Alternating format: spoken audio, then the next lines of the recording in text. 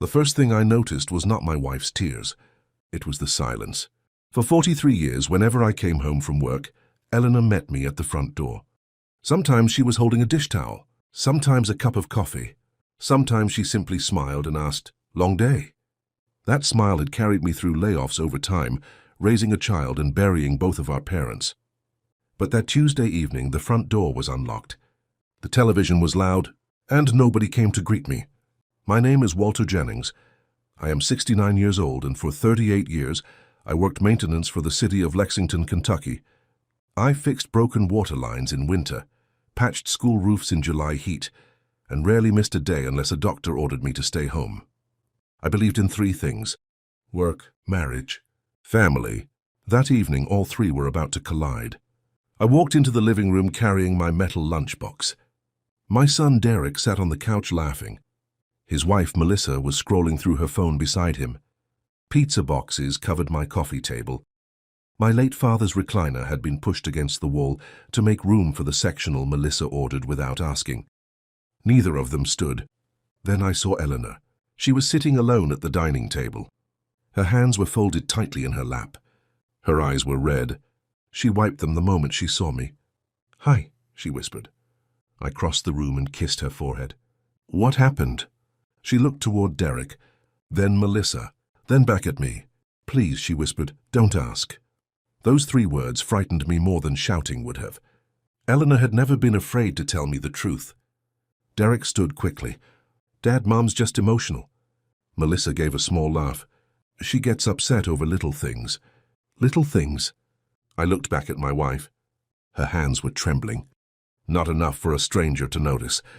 Enough for me. That night, Eleanor barely ate. Melissa and Derek ordered dinner for themselves. Eleanor reheated leftover soup and sat at the end of the table while they watched television. I wanted to demand answers. But love teaches patience too, so I waited. Around midnight, I woke up thirsty. As I walked downstairs, I heard voices from the living room. Derek and Melissa thought we were asleep. Melissa said, "Do you think she'll tell your dad?" My son laughed. "No, she'll never tell Dad." I stopped on the stairs. Melissa giggled. I thought she was actually going to cry.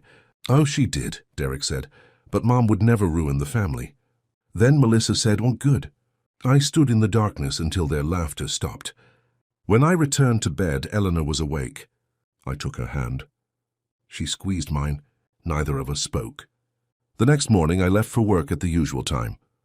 At least they believed I did.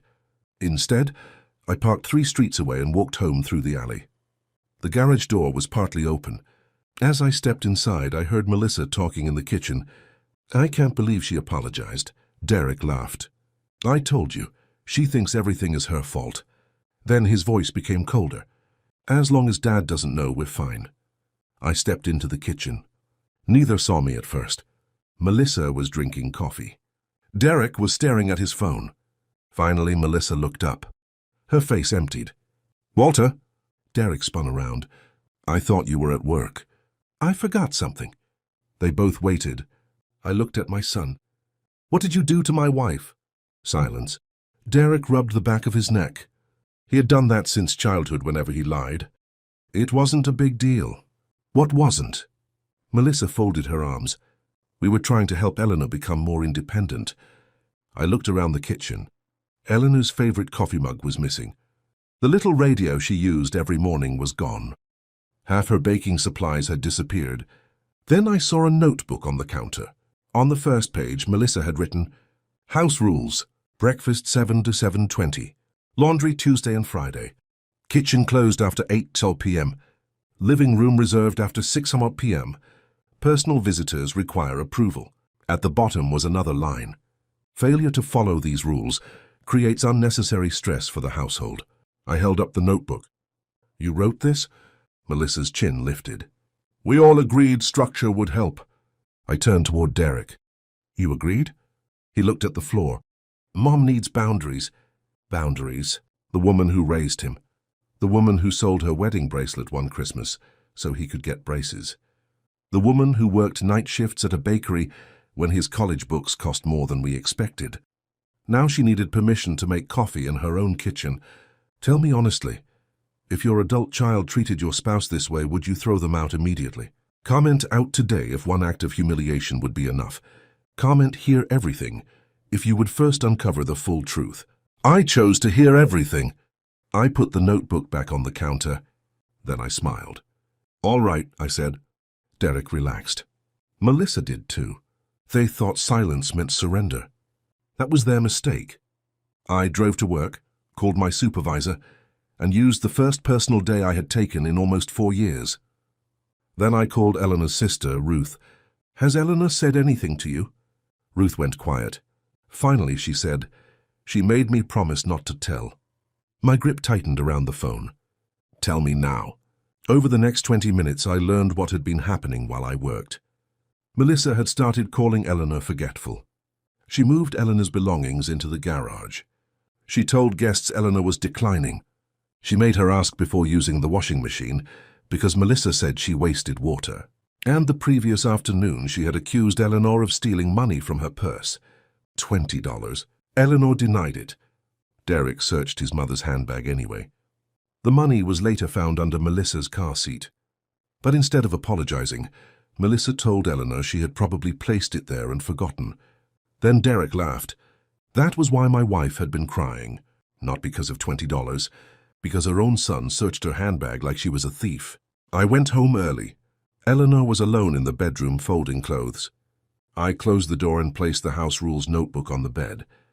Her face changed. I heard them, I said. She looked down.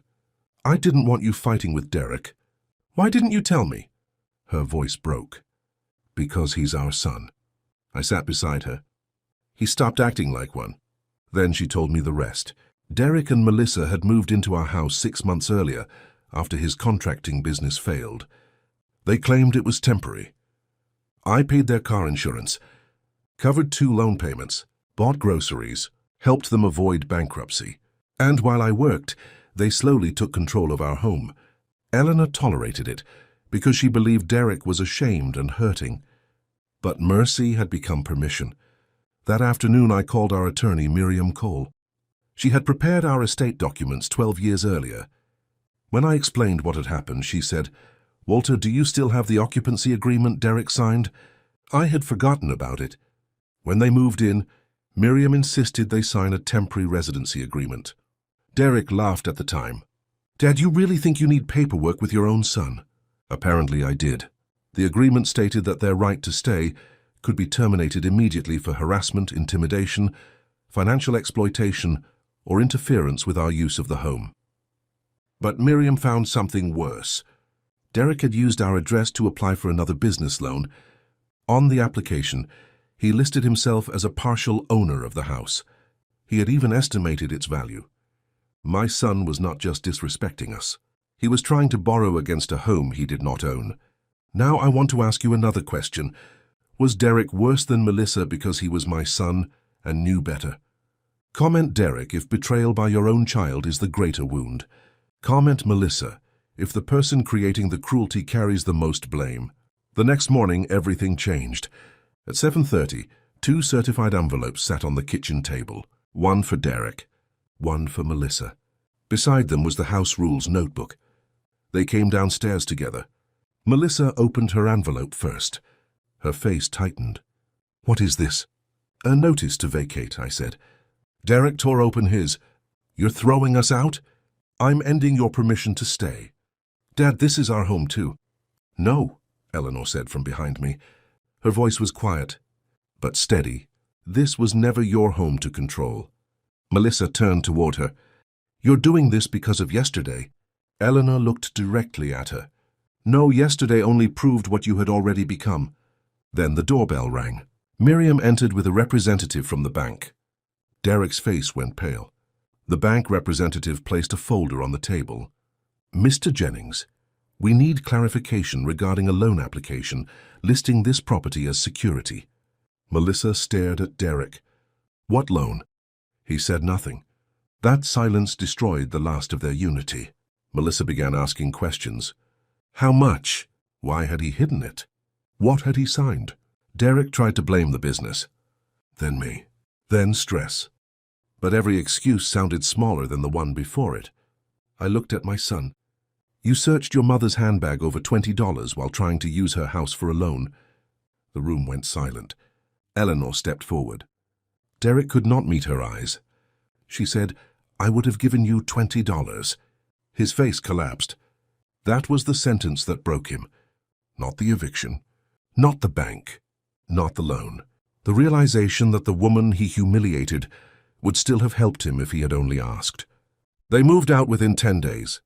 Melissa went to stay with her mother. Derek rented a room near his job.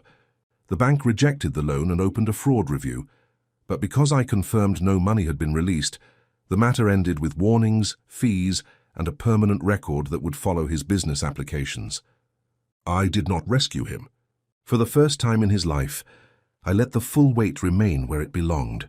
The day after they left, Eleanor and I brought her belongings back inside.